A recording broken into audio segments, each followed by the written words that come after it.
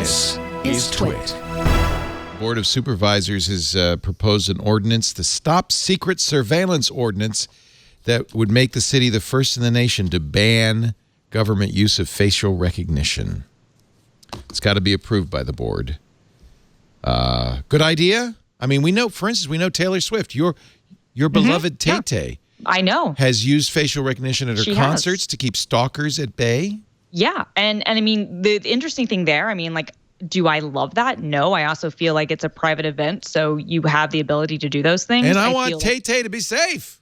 Same, but I couldn't get as outraged about that just because it is in a private place and it is not one of those instances where you're in the public and they're, you know, doing this. Like, do I understand why people are creeped out? Yeah. At the same time, I also understand why, like, when someone has legitimate stalkers, you know, why they might do something like that.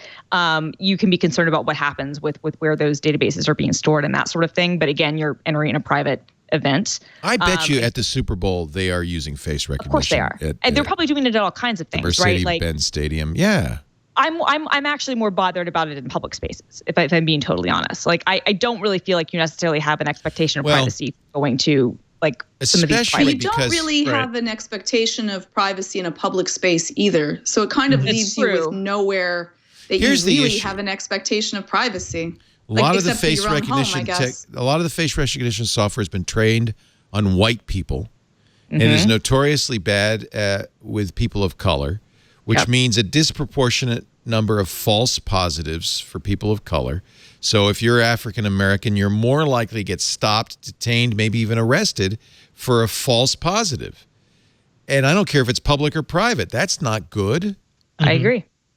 We tend to build these systems and think they're magic and kind of overlook these flaws. Yeah. And I think that's the main worry. Like, I have a lot of issues about facial recognition in general, but it's the false positives and it's sort of like DNA testing too, right? For police, there are certainly issues with it, but I think in a certain sense, we tend to rely on it a lot, and that could lead to other sorts of issues.